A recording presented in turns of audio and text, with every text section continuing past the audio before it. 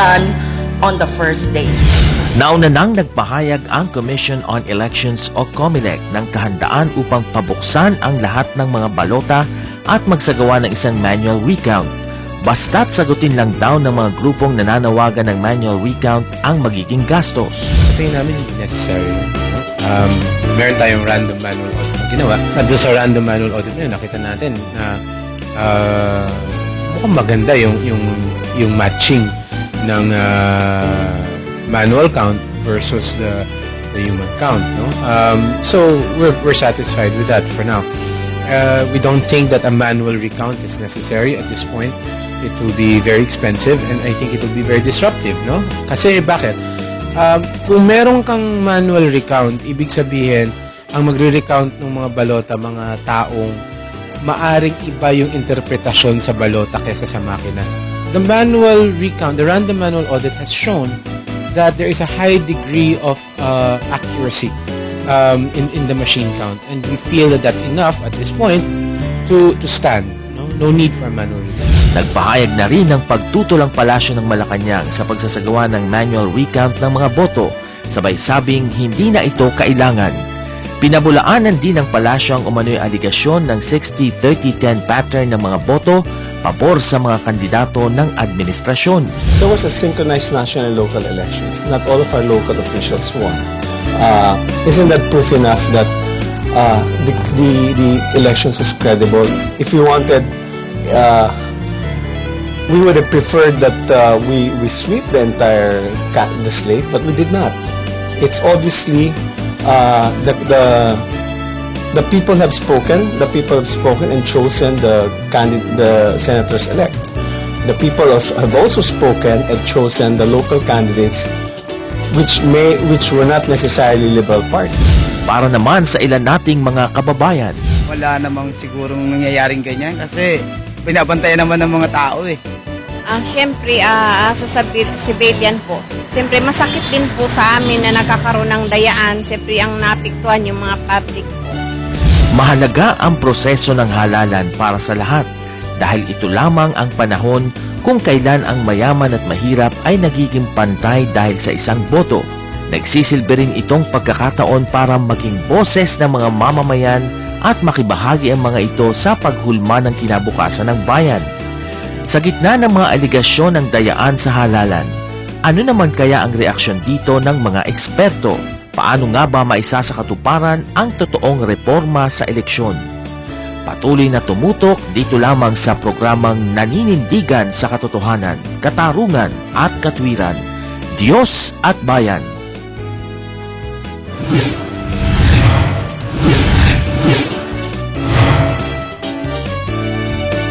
Samahan niyo po kami ngayong gabi sa ating talakayan ng paksang reforma ng eleksyon, kailangan na.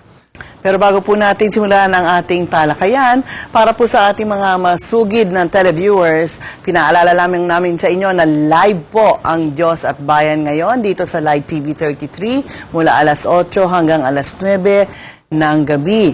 Kaya naman para sa ating mga tagapanood, pwede na po kayong sumali sa aming talakayan. Meron po tayong mga sasagot sa inyong mga tawag. Ang aming po mga numero ay naka-flash sa inyong TV screen. Mag-comment lamang po kayo, magtanong sa ating mga panauhin sa pamamagitan ng pagtawag o sa pag-text sa mga numbers na ito. Pwede rin po kayo mag-send ng inyong mga tanong o komento sa ating pong Facebook at Twitter page. Maaari rin pong mapanood ang Diyos at Bayan via live stream. Pumunta lamang sa website link na nasa inyong TV screen. Kaya ipamalita po ninyo sa inyong mga kababayan at mga kaibigan abroad na pwede ho silang manood ngayon mismo ng Diyos at Bayan. Tayo po'y pinalad na makasama natin ang ilang otoridad sa ating paksang pag-uusapan.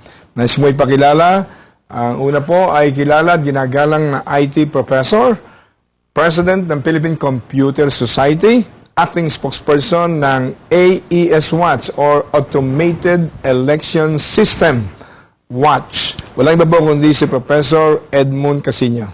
Magandang gabi po. Kami po ay mga resource person ng both AES Watch at ng Tanggulang Demokrasya. Okay. So, ang Philippine Computer Society po ay ang hangarin po namin ipaalam sa mga taong bayan kung ano talaga ang tama at wastong paggamit ng computer. resource persons. Yes, sir. Very good. At sa kaliwa po ni Professor Edmund Casino ay isa hong kilala rin bilang human rights lawyer and media rights advocate. Lecturer, Private and Public International Law, Lyceum of the Philippines, University College of Law, Executive Director ng Center for International Law Philippines. Walang ibang kundi si Attorney Romel Bagares. Magandang gabi po, Brother Eddie. Nasa kaliwa po ni Atty. Romel Bagares ay isa rin pong personalidad na ginagalang sa ating lipunan, dating former diplomat sa Washington, D.C. under the late Ambassador Emmanuel Pilaes na naging Vice President po ng ating bansa noong panahon po ng President Cory's administration. At siya po yung ang convener ng Solidarity for Sovereignty and Tanggulang Demokrasya. Walang iba po kundi si former diplomat Adolfo Pagminawan. Magandang gabi po. Magandang gabi, Brother Eddie. Magandang gabi, Kata. Welcome po to Diyos at Bayan. Brother Eddie, gusto ko lang paalam sa ating mga mamamayan na inimbitahan natin ang mga kinatawan ng COMELEC at PPCRV. Unfortunately, wala silang napapuntang kinatawan para sa talakayan ngayong gabing ito. Alam mo, binigyan din ko sa ating program director kahapon na see to it na merong representative ang COMELEC at PPCRB.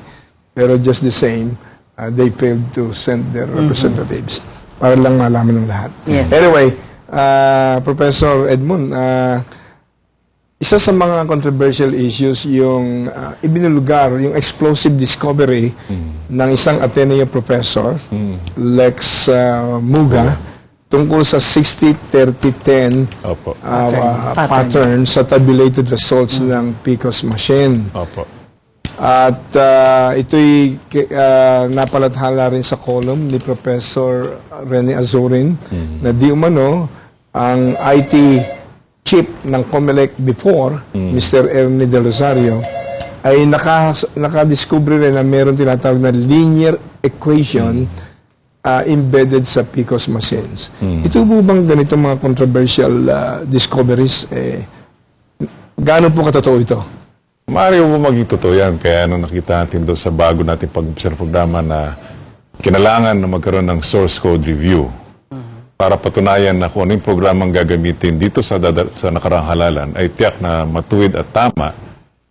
Wala tayo nagkaroon ng pagkakataon, kung maalala ninyo, na sa mga uling araw bago nung halalan ay nagpakita na lang sila ng news media promotion na meron silang natanggap na isang CD, galing silang dayuhan, pero kinulang na tayo sa panahon para subukan. Kaya nga yung sa tanong niyo ho, Brother Eddie, kung papaano or kung gaano katotoo ito, ay maaari hong maging may katotohanan. Kasi sa alam po natin sa ating mga nakarang halalan, ni minsan uata sa mga nakarang halalan, sa buong saysay nating halalan, ni minsan hindi naging siyang patas ang pagbilang mula sa unang pag-canvas hanggang sa pang 16 o 18, 24. Kasi sa bawat bato ng presinto ng PCOS, may mga iba result na binibigay. Makikita mo naman siguro meron mga hills, peaks and valleys. Pero nga rito, as sinasabi niya, linear program, tapat nga siya mula sa umpisa hanggang sa dulo. Ngayon, kung tatanungin natin paano nangyari yun, isa sa mga susi na para talagang may pagkakatiwalaan ng pag-transmission nito ay paggamit po ng digital signature. At alam po natin nakarang halalan nung 2010, itong 2013, ay hindi ho nagamit ang digital signature na nagpapatunay ng pinanggalingan nitong transmission ay siya mismo ay sa tamang origin. Kaya nga, maaring pwedeng pinanggalingan nito sa iba o hindi kaya mismo doon sa loob ng counting and canvassing sa system ay nakalagay na po yung programa. Pero para matiyakan natin kung mayroon bang pagkakamalian yun din, sana ho may nagawa tayong para tinatawag namin sa aming kalakalan digital forensics, pag-iimbestiga, pagsusuri. Yan po ay susuriin ng maayos na itong bilangan na to. Then marami nagdududa na mayroon parang naglagay nitong programa na malisyoso. Sana suriin at tingnan, yan ba'y talaga tama ng pinanggalingan o hindi. Kaya lang, nawala yung pagkakataon na yun dahil alam natin sa araw na ito, may ilang buwan na nakaraan, halos 2 buwan na nakaraan mula nung halong halalan, hindi na natin matitiyak kung yung paggagamit ng canvassing ay tama.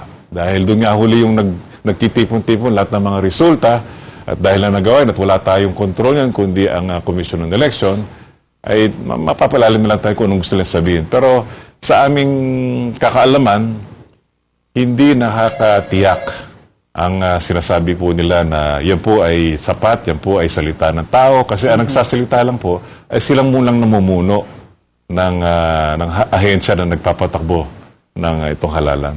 Attorney Romel Bagares, nabalita na ang law office ninyo ni Attorney Harry Roque ang may hawak yata ng mga IT experts sa ating bansa galing sa UP, Ateneo, LaSalle at iba pang universidad ang nag-file ng anti-graft cases laban sa di umano'y conspiracy ng PICOS Machines Operators represented by Smartmatics Technology Company at lang COMELEC.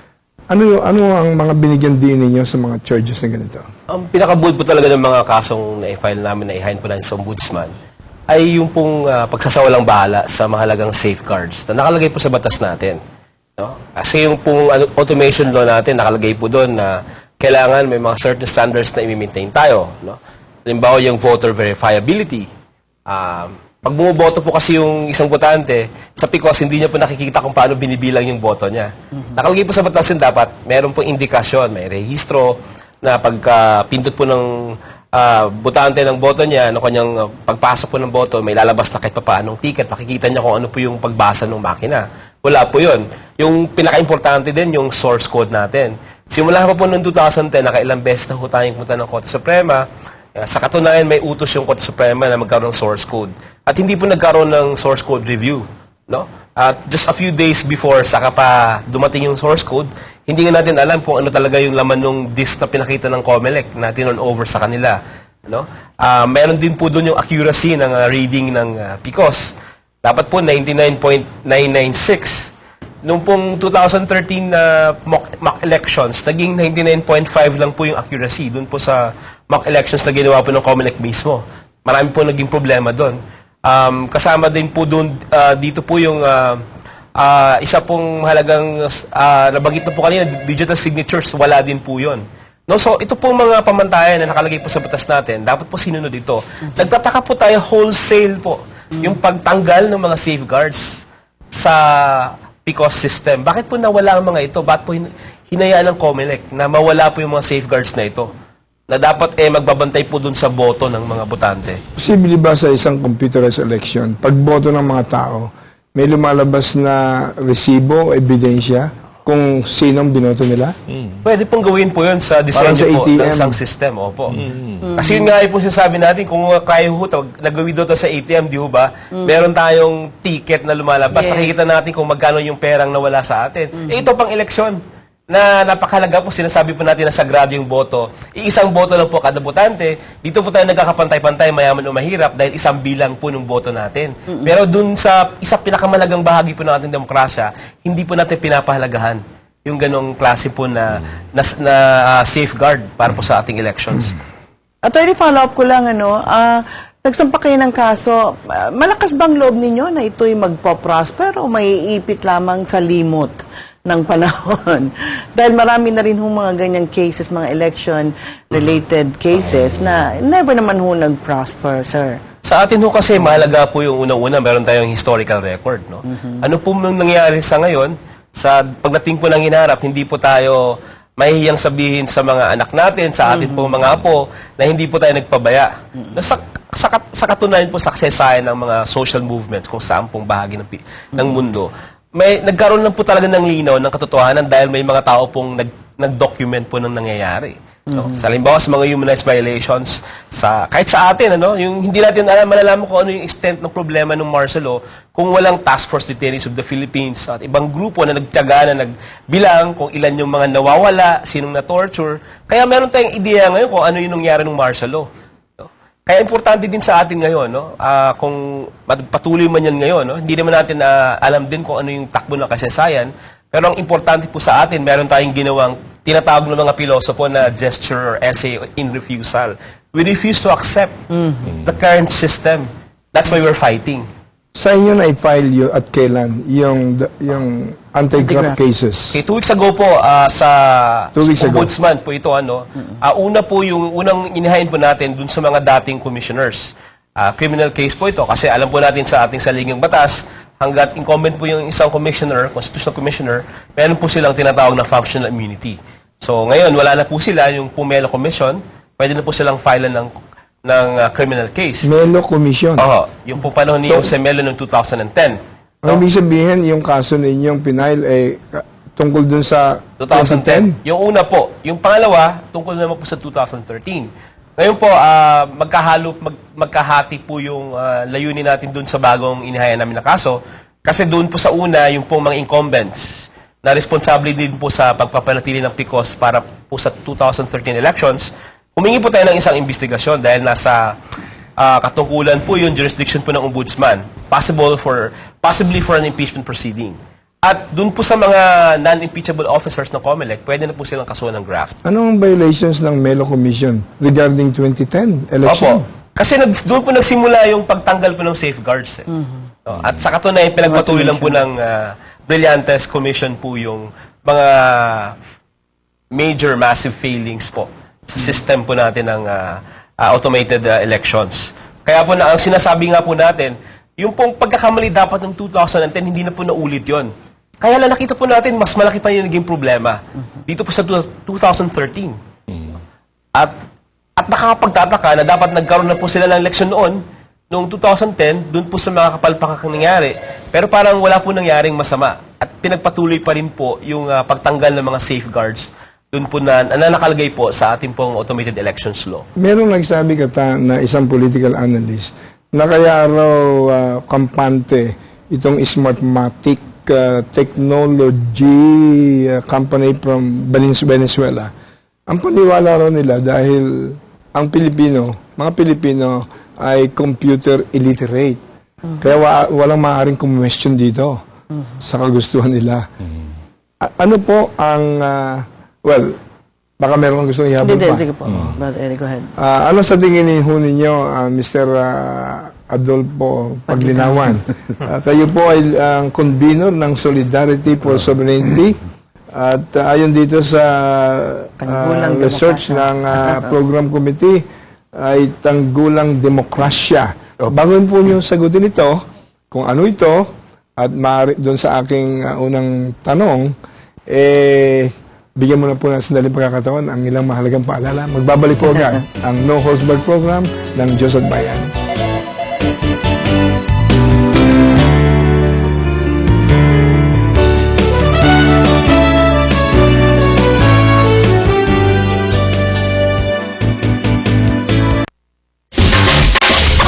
Araw-araw, nandiyan sila, bahagi ng ating buhay. Kahit mag-ibata, kahit magpingi-pingihan, kasama ka, kaisa ka, may pakialam ka. Agenda, agenda, agenda.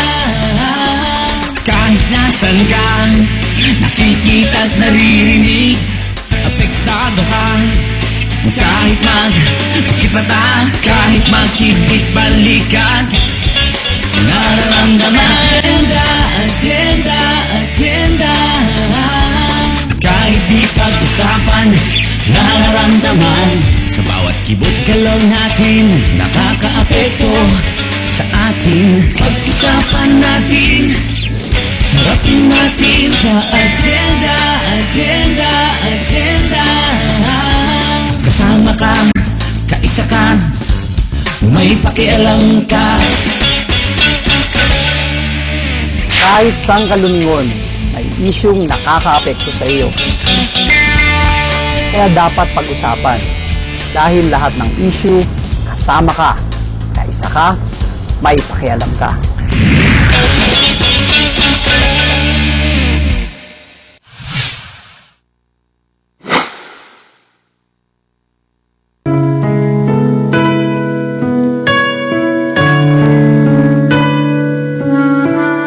First time nating pag-uusapan dito sa Midnight Prayer Helps ang nagkaroon ng naging asawa o nakapangasawa na magkaiba sila ng bansang kinalakan. Tama daw ba ang kanyang ginawa na iniwan niya ang kanyang mag-ina doon sa lugar ng Ireland. Makipag-usap sa asawa niya, at kung ano man yung kanyang mga nagawang pagkakamali, isa ng sorry. Oo. Patawad.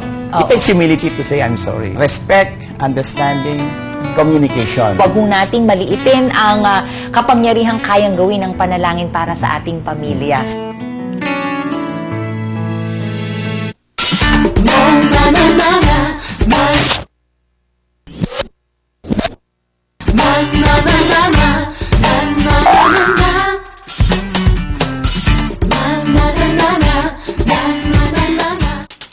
Tiyak na mabubusog kayo sa mga isi-share na Filipino recipes ng ating mga kaibigang chef.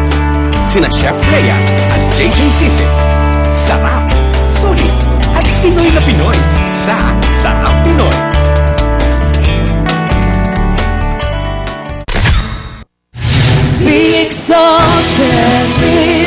When it gets heard on the radio, nobody understands it anyway.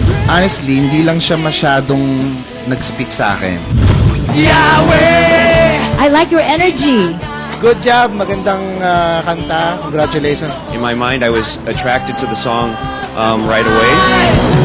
Ang buhay ko. Maganda yung kanta ninyo. I liked it. Yung lyrics nito, una akong gustong batiin kasi maganda. Yahweh!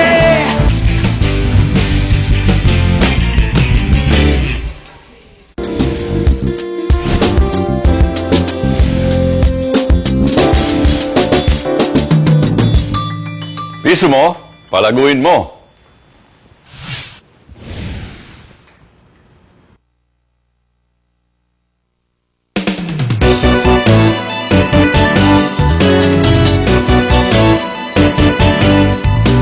Nagbabalik po ang Diyos at Bayan sa ating paksang reforma sa halalan, kailangan. Gusto ko lang bigyan daan at batiin itong mga tumawag na natin mga televiewers, si Tom Marchan ng Malolos, Bulacan, si Manny Juan ng Binangonan, Rizal, at si Druman Daliva ng Pasay. Maya-maya itatanong natin ang mga tanong ninyo sa ating panel of guests. At yung mga hindi pa tumatawag, pwede po kayong tumawag. Ang ating po mga contact information ay nasa inyong TV screen. Live po tayo ngayon sa Live TV 33 at sa darating pong Sabado ng alas 12 ng gabi, mapapanood pong programang ito sa GMA News TV at sa darating na linggo naman po sa GMA 7. At syempre, live stream tayo po ngayon sa ating website. So pwede po tayong mapanood abroad. Brother Eddie, may tanong ka kay Ginoong Adolfo Paglinawan ng Solidarity for Sovereignty at ng Tanggulang Demokrasya. Yun po ating hanging question kanina. Actually po, ang Pilipino po, ang isa sa mga computer savvy sa buong mundo.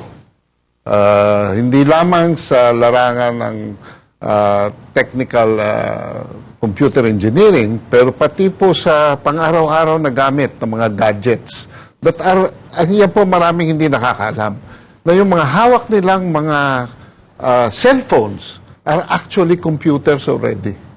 Yan po maraming hindi nakakaalam. And we are number one sa paggamit ng mga cellphone sa buong mundo.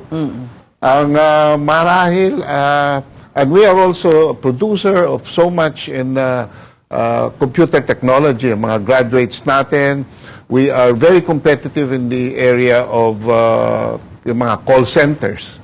Dito po nagdadagsa ng mga foreign investments. At yan po. Kaya po hindi po totoo yung gustong sabihin ng media o ng mga establishmento na tayo ay bobo o mga banyaga.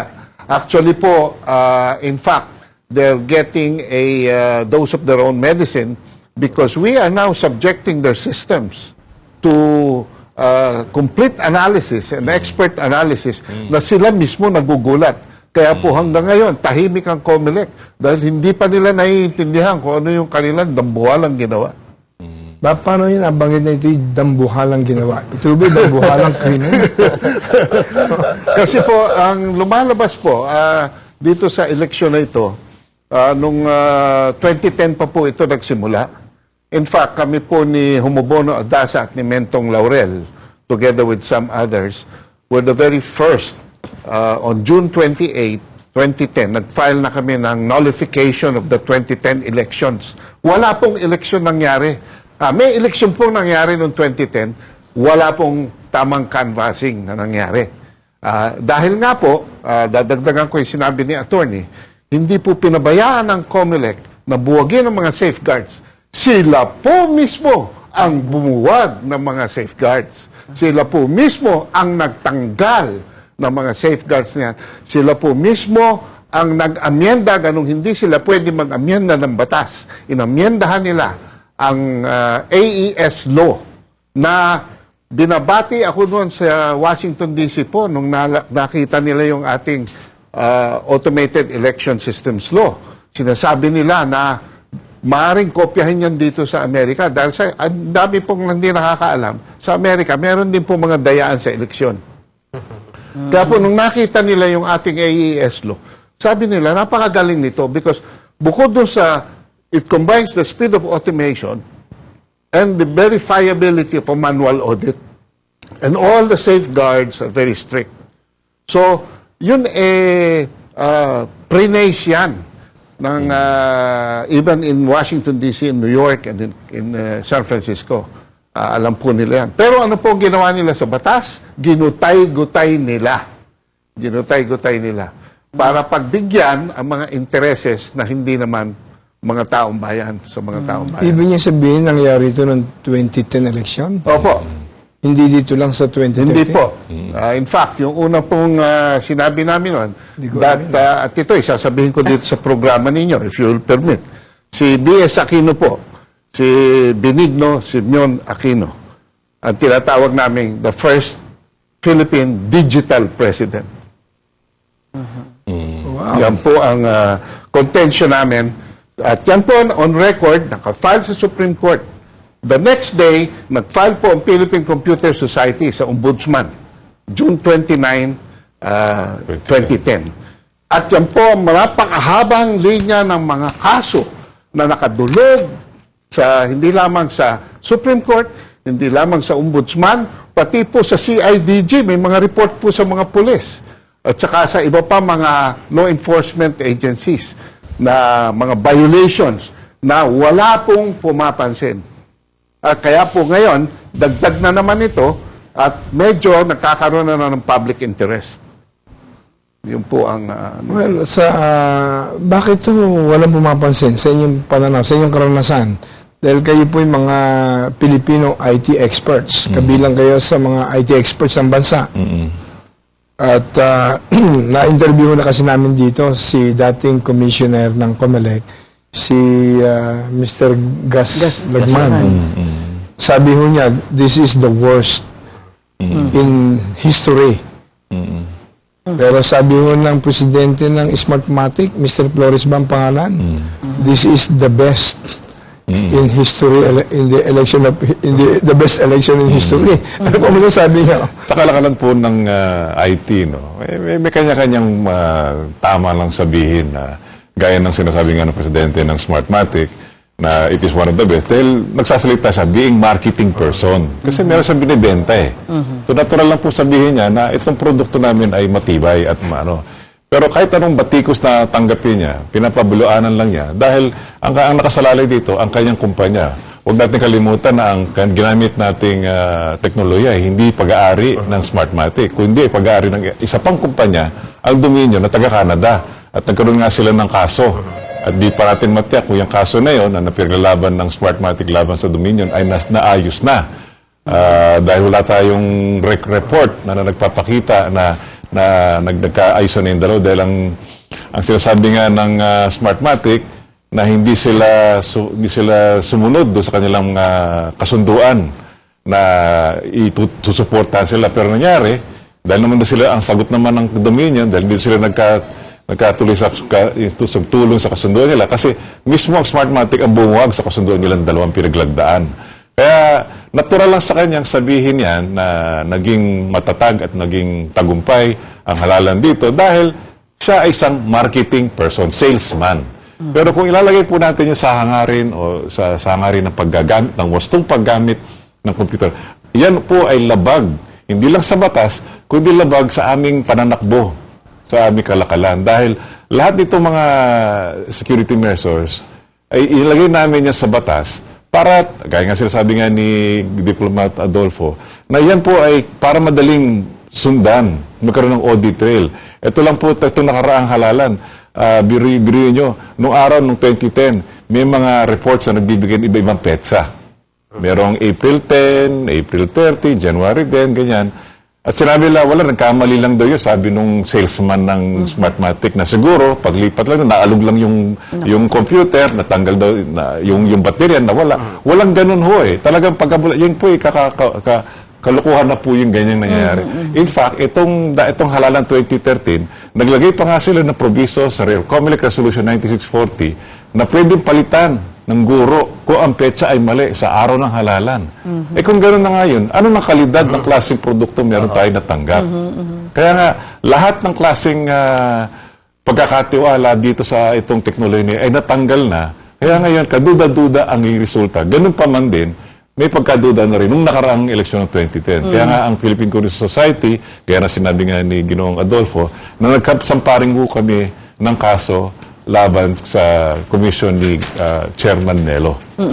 In connection to that, sa banggit mo, no, gusto ko lang itanong yung tanong ni Vincent Cabangcot ng Zambales na isa nating televiewer. Ang sabi niya, halimbawang mapatunayan ang dayaan noong nakaraang eleksyon, paano ang gagawin ng autoridad kung ang mga nahalal ay nakaupo na? What do we expect to happen? Like you said, Well, 2010 is already questionable and then now 2013 is questionable. Ito pong nullification of an election. Hindi po ito bago eh. Kasi po, ang Germany po, noong 2009, nagkaroon din po ng ganitong kaguluhan when they were trying the automation. And ang naging desisyon po ng Supreme Court nila, ni-nullify ang eleksyon. Ni-nullify. Pero ang sabi nila, dahil nandyan na kayo, magkakagulo pagka walang gobyerno, ang gagawin natin, tatawag tayo ng bagong eleksyon. So, hold on to your positions until the next election. So, nung pagdating po ng next election, ibinasura na po nila automation, bumalik sila sa manual count, at napaltan accordingly ang mga Hindi po ito, ito po yung mga fears na pinapasok sa ating puso. No po.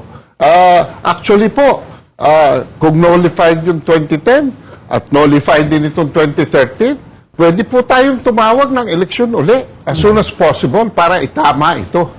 Pero papayag ba po itong mga nakakapit tuko at mga nagpapayaman na sa mga pork barrel nila.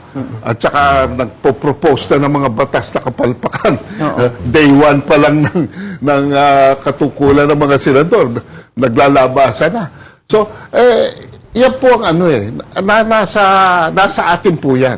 Gusto ba natin gawin ng tama o maliligo tayo sa kapalpakan at kasalanan? Yan po ang issue dyan. Okay, meron akong naalala na I think 2 o 3 na-proclaim na senatorial balls. Willing silang pabuksan ang balota kasi ayaw nila yung kanilang election in history mayroong dungis tainted ng ganitong alleged anomalies ng alleged conspiracy ng Smartmatics at saka ng COMELEC, Kaya palagay ko maghahari pa rin ng statesmanship doon sa mga senatorial balls na na-proclaim. Dahil ano bang saysay na meron kang stolen honor in a way, Attorney Romel, meron akong nabasa naman na absolutely unconstitutional daw ng election process sa ating bansa ay pagkatiwala sa isang foreign-based technology company.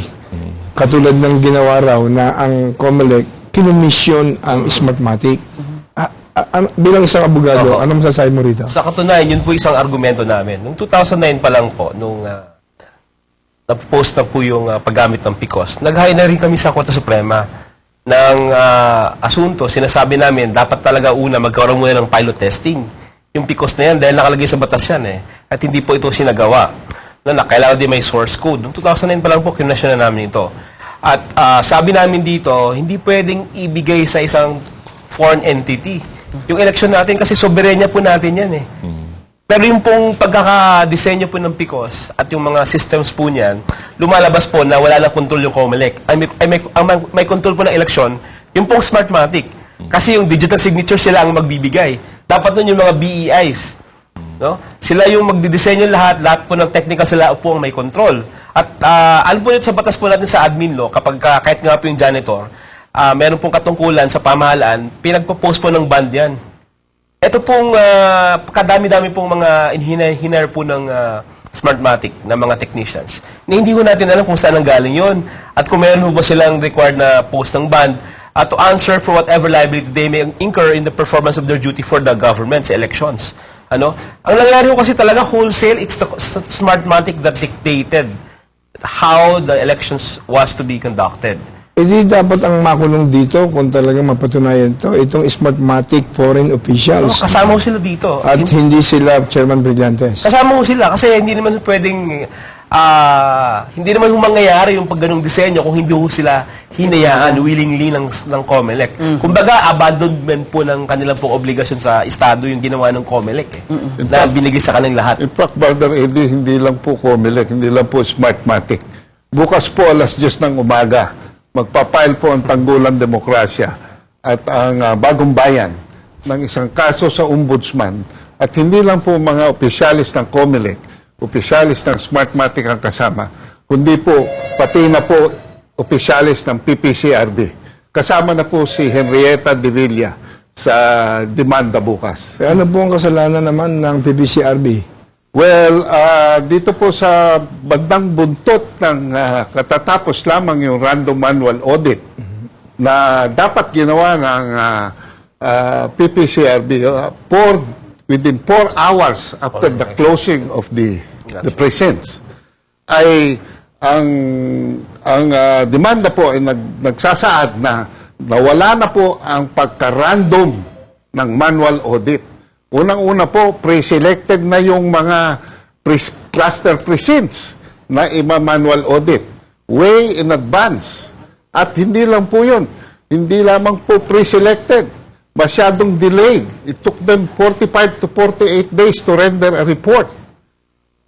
Pangatlo po, yung threshold po nung 2010 na 20% nung marka, pagka po 20% lang nung marka, ay hindi nalagyan yung sineshade natin.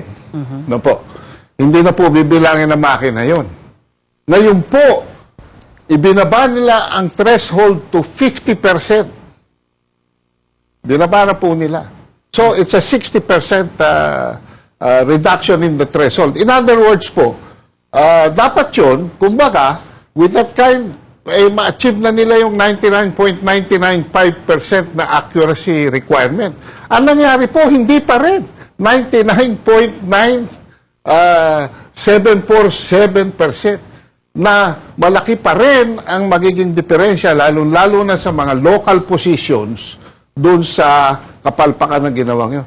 At hindi pa po natapos doon. Sa random manual count po, hulaan po ninyo ang lumabas. 60-30-10 pa rin.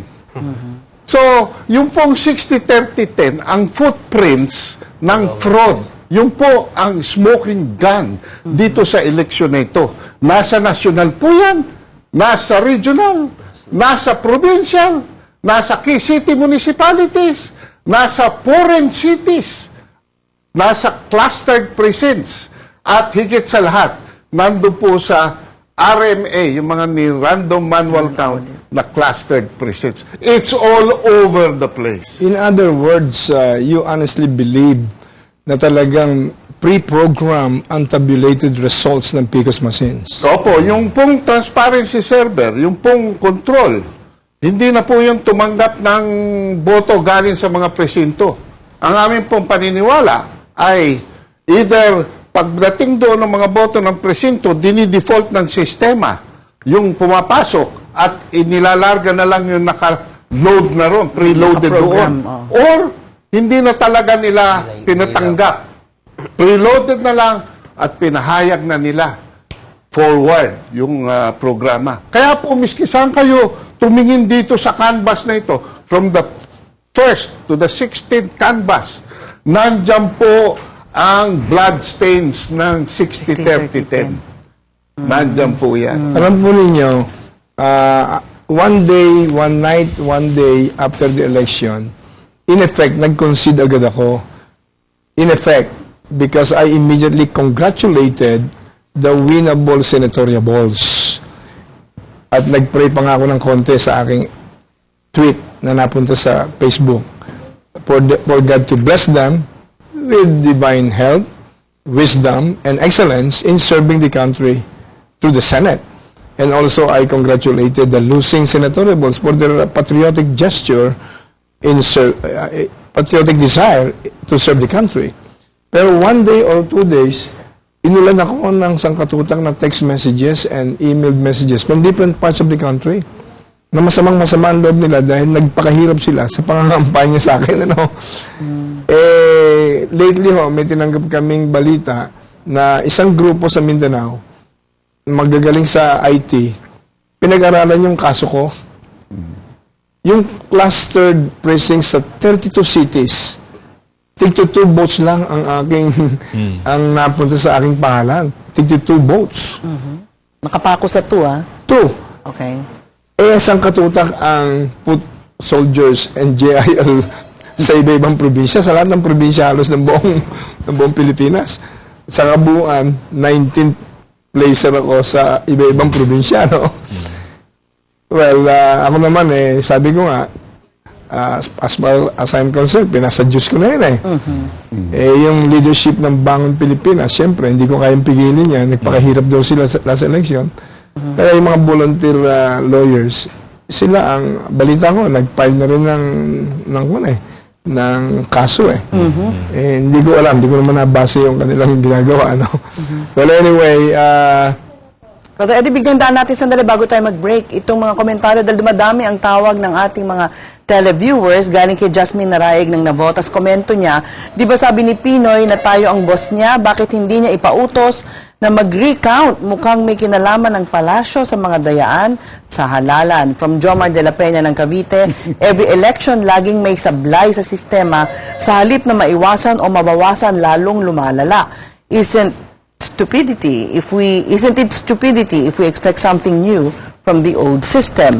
At si Manny Juan ng Binangonan Rizal, kung talagang walang daya at yung mga nanalo ay talagang nanalo, bakit ayaw ng COMELEC makikooperate para makita na mali ang 60-30-10? Dapat pumayag sila na mag-manual recount para transparent, makita yung totoo. At ito siguro hanging question ko na rin para sa ating mga bisita, no? Bago tayo mag-break, from Malolos, Bulacan, si Tom Marchan, sabi niya, ano po ang pinagkaiba ng interpretasyon ng machine at interpretasyon ng tao sa resulta ng halalan na sinisabi ni COMELEC Director James Jimenez? Pakisagot po yung tanong ni Tom sa pagpapatuloy po ng Diyos at Bayan, makalipas lamang ang ilang mga paalala. Huwag po kayong aalis and keep calling.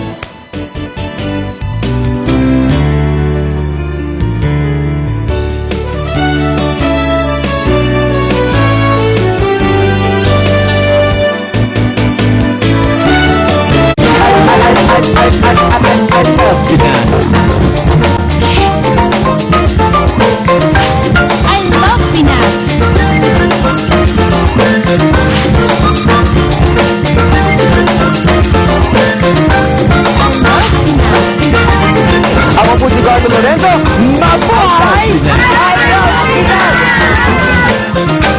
I love Pinas.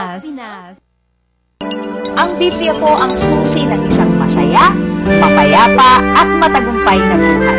Ang Biblia ay tinaguri ang love letter ng ating Panginoon. Nadinig ko po na sa silong ng langit ang inyong pangalan lamang ang tanging kaparaanan upang ako ay maligtas. Light up for Jesus!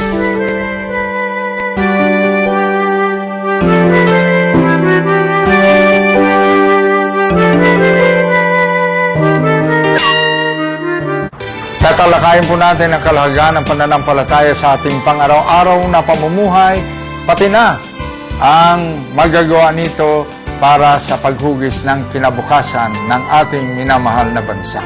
Katibayan ng mga bagay na inaasahan at katiyakan ng mga bagay na hindi pa natin nakikita.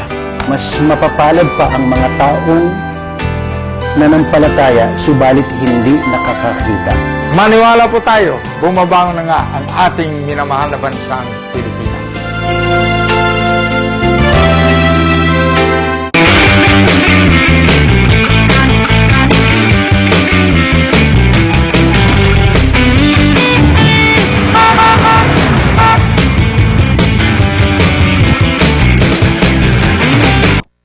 Ayoko na ng ganitong buhay. Hindi ko kayang magpatawad. Talaga kapag binago ni Lord, gusto ko nang magbago. Ginawa ko naman lahat Hirap na ako sa sakit na ito. Magiging faithful na ako. Ang sarap maglingkod kay Lord. Lahat daw ng bawal, masarap daw. Nais ko na makawala sa ganitong sitwasyon. Ayoko na! Nagbabasa na ako ng Bible. Gusto ko nang mamatay! Sino bang dapat lapitan ko?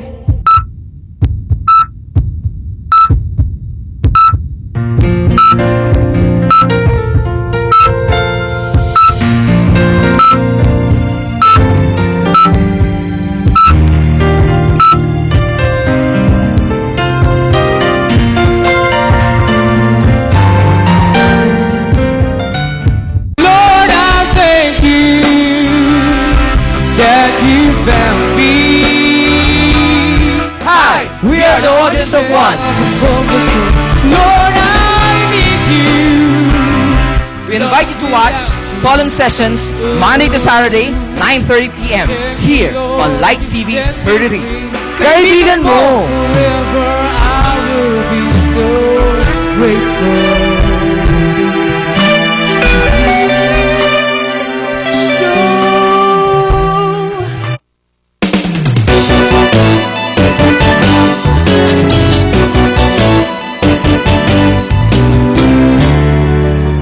Nagbabalik po ang No Holds Barred program ng Diyos at Bayan sa paksang Reforma sa Halalan Kailangan.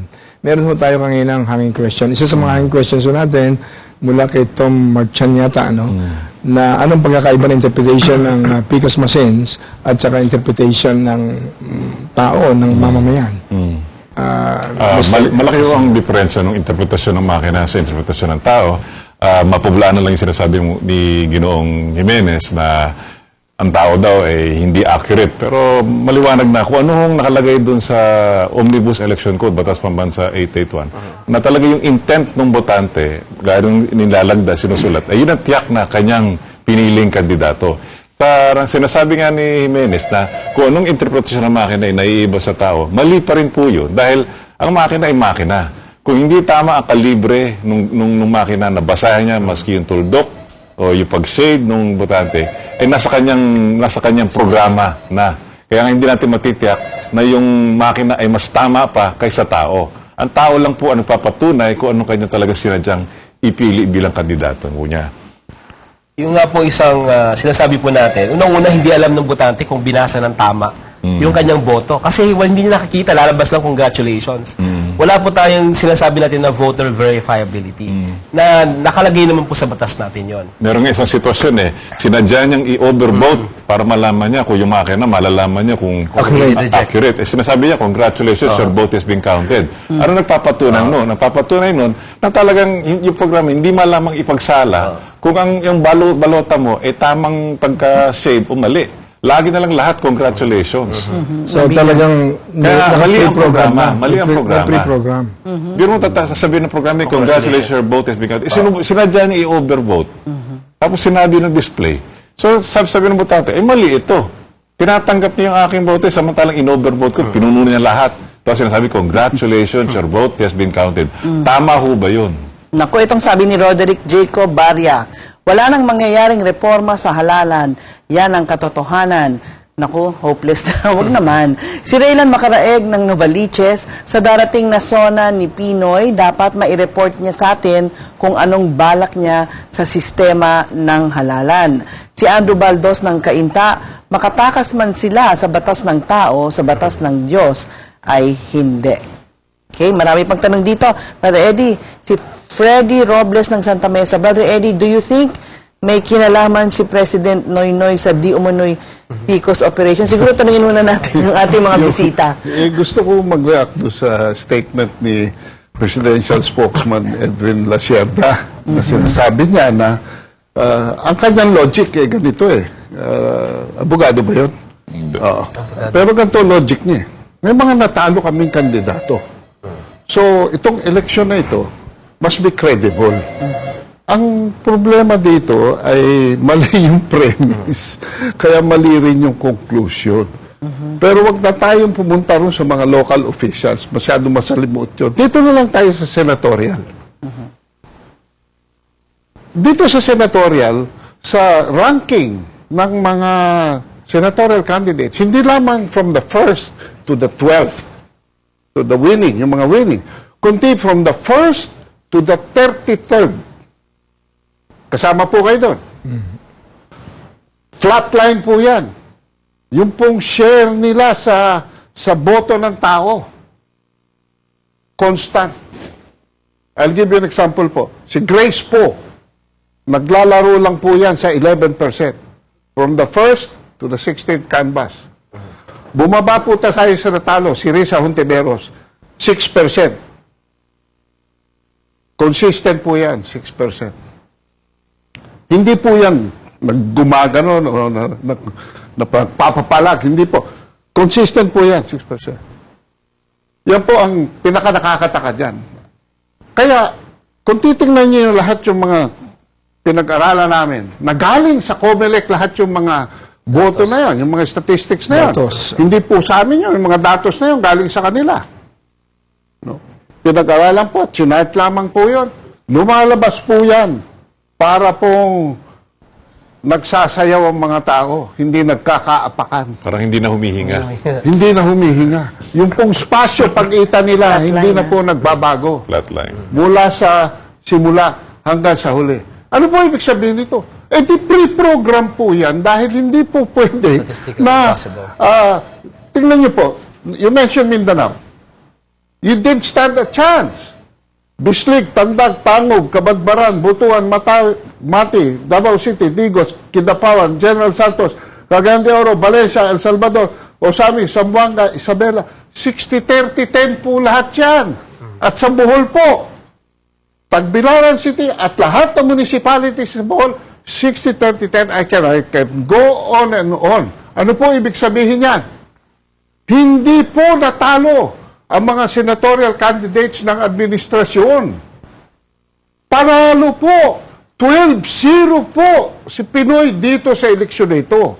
Siyam nga lang, galing sa Pinoy Coalition, 3 galing sa una. Yung pong tinatawag na Three Kings. Pinagbigyan po nila yung Three Kings. Yung pong kay Erap, yung pong kay Binay, at yung kay Enrile. Ngayon nga lang po, hindi yung anak ni Enrile pinagbigyan. Si Mr. Hunasan ang pinagbigyan. Yan po, 12-0 po sila dyan. Hindi po 9-3 yan. Sapagkat hindi naman po nila binilang ang boto ng mga iba dyan eh.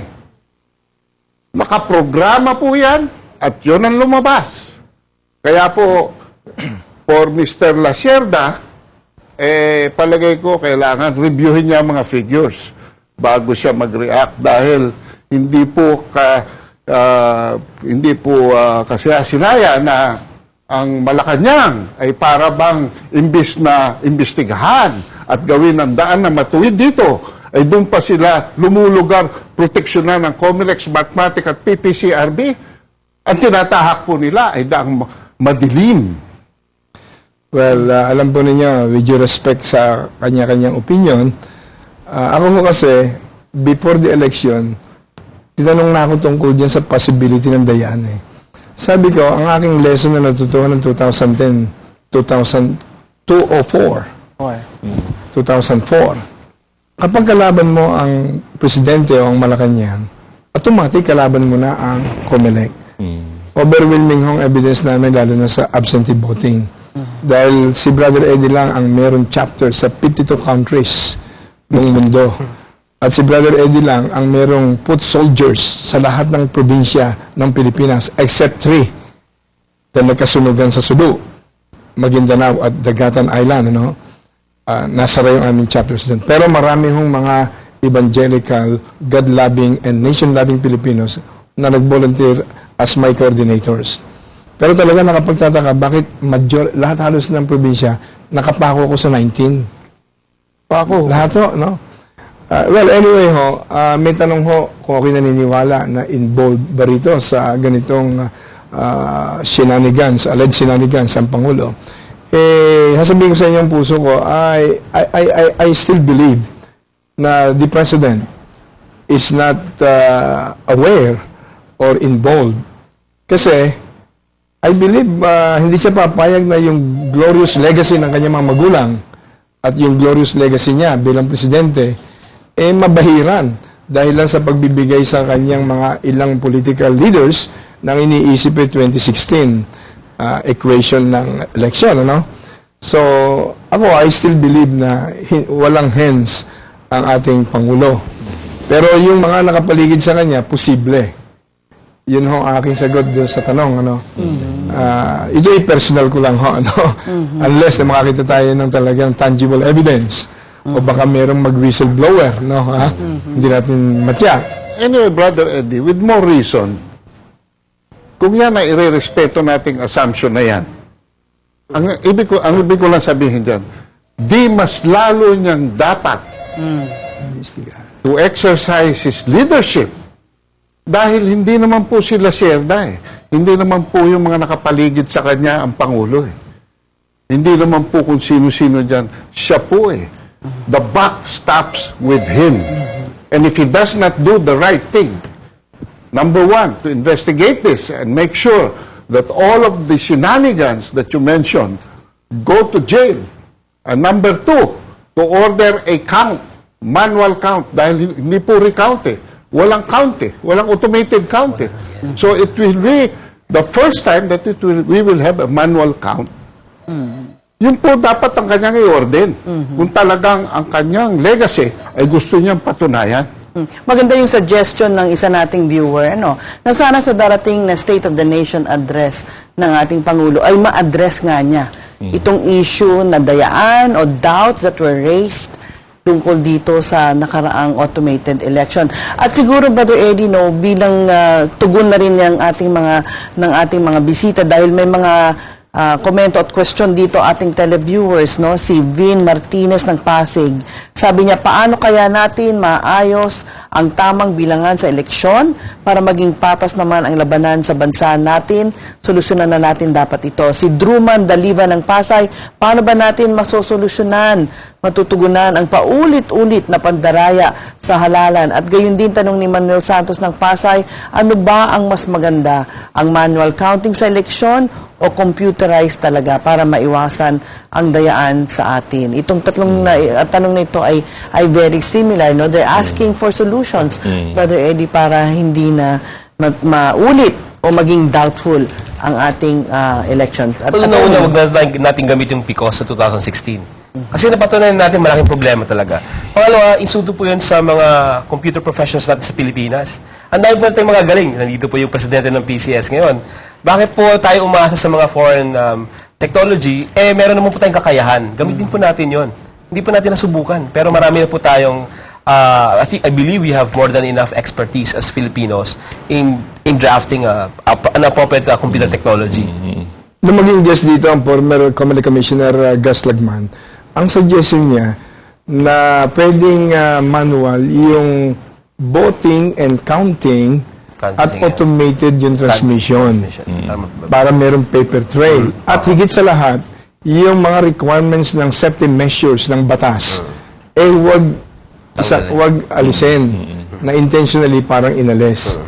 Well, sabi ng ibang mga IT experts na nakausap ko, that is a reasonable suggestion. Well, it's up to Congress yata, no? Para sa inyo po, hindi pa nakasagot pwede pa rin naman magbago pa rin ng teknolohiya. Gaya na itong sinasabi natin na itong ginagamit sa PICOS ay optical mark reader. Meron din mga ibang teknolohiya kahit na optical character reader. So, imbis na yung kahaba-habang kilometro na balot ang gamitin, same size ng dating manual balot, kumuha ka lang ng mga boxes doon, isulat mo na lang yung pangalan, at pagdaan nun, mababasa na yung bawat letra doon sa block na yun. At yun ay magpapatunay na yung mismong sinulat at nilagdaan ng botante ay mababasa ng ng sistema. So, meron pa rin mga other solutions na pwede pang gawin sa ngayon. Hindi lang ang PCOS lang ang pinaka magandang, in fact, obsolete na, pwede natin i-obsolete na rin yun eh.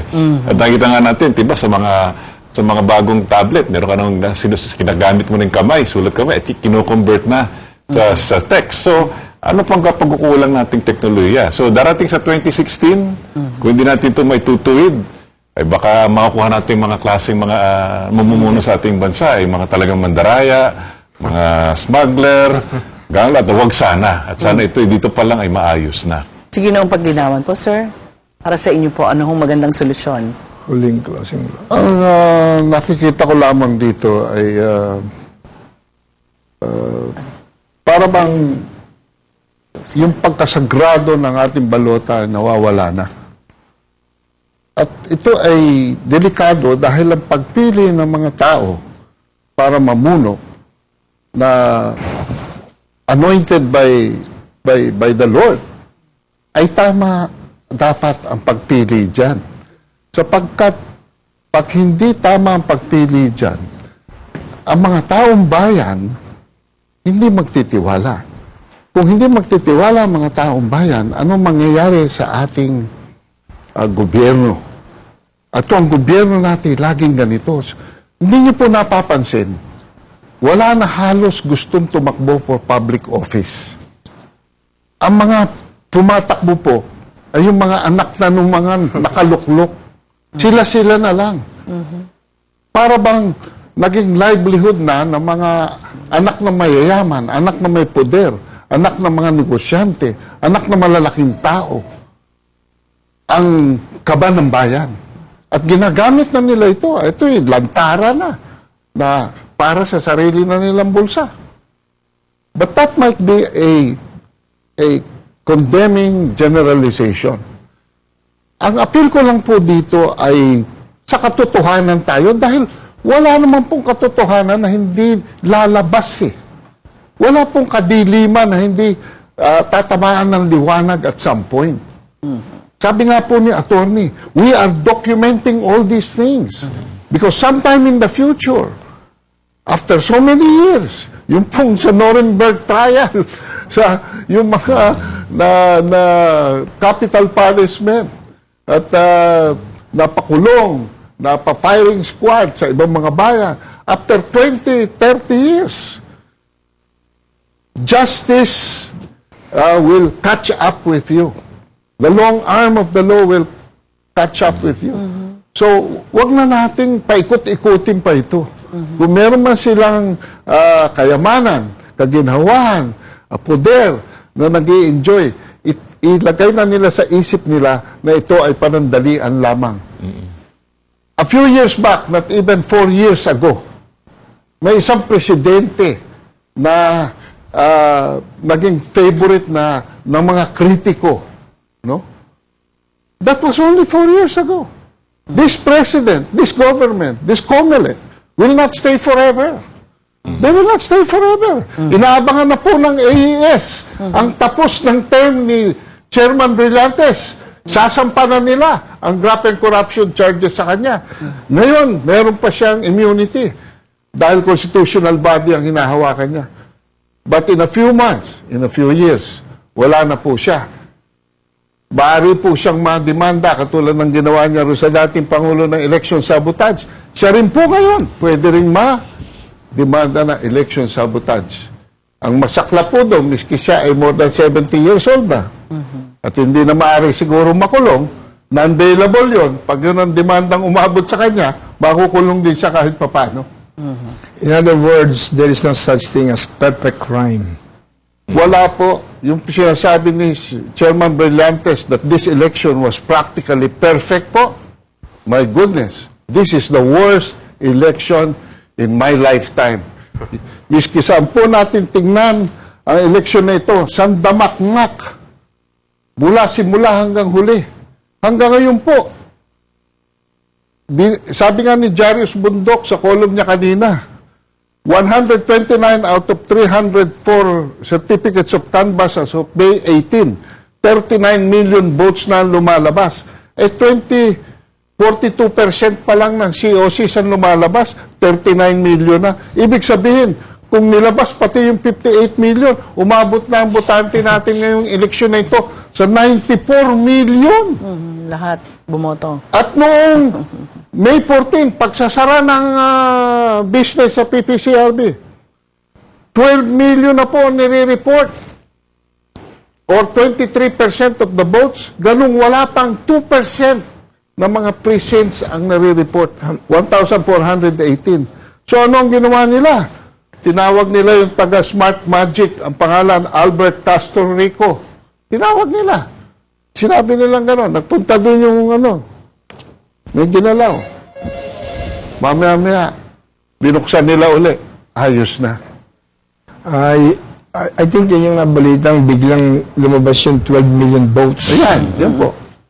Biglang lumabas. Mga 2022 pa lang ang nakakanvas percent.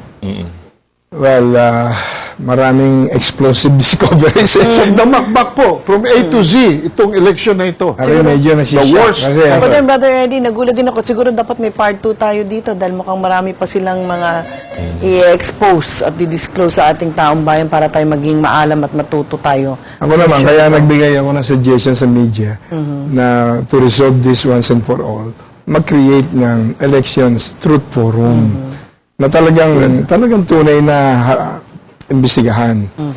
Kasi kilala niyo naman ako, naniniwala pa rin ako sa daang matuwid na pamamahala, na pangangailangan ng ating bayan.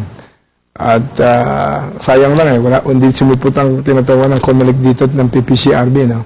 Huling pananalita, Attorney Romel Banyares. Yun din po sa akin, no, na sana matutunan tayo dito sa 2013 at 2010 elections. Huwag na po nating payagan na nakawin po yung boto natin sa 2016. Alam niyo, Attorney Romel Banyares, ako'y kinakabahan na kung itong nabalitang ganitong massive, in the words of Professor Rene Azurin, Amok Brillantes slays our democracy. Kung ito'y mauulit sa 2016, baka matulak nitong bansa sa civil war, no? Kaya hanggang maaga, magkaisa tayo, una, manalangin na ma-remedyoan ito, ma-resolve itong kaso na ito. At kami naniniwala pa rin sa statesmanship ng ating Pangulo na kung alam niya ito, hindi niya ito papayagan dahil mababahiran yung magandang legacy ng kanyang presidency. At kung si Mr. Brillantes naman, totoong alam niya ito, bakit niya papayagan sa edad niya na yun, ano? Yun ang naiisip ko, to me, that is insanity. Kung papayagan mo sa edad mo na yun, huling hura mo ito sa buhay.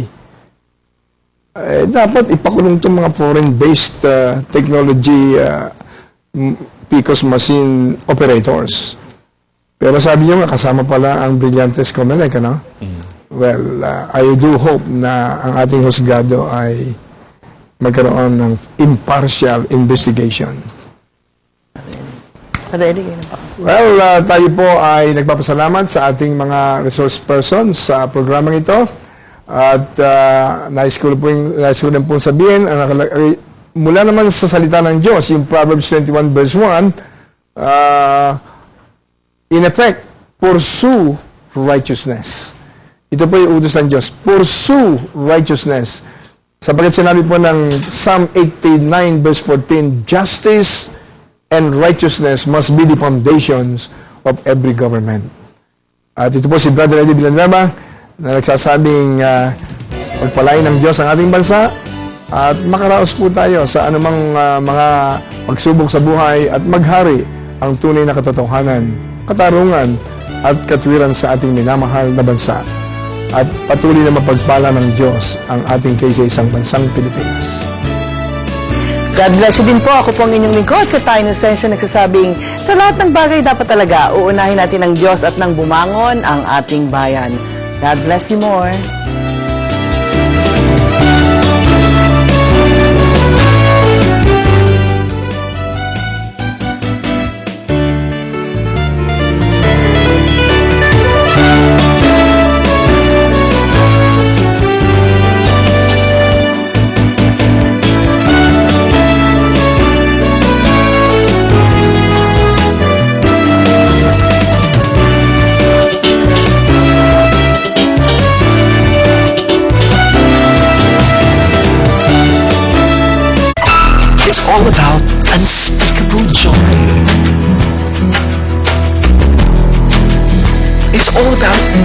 overwhelming happiness.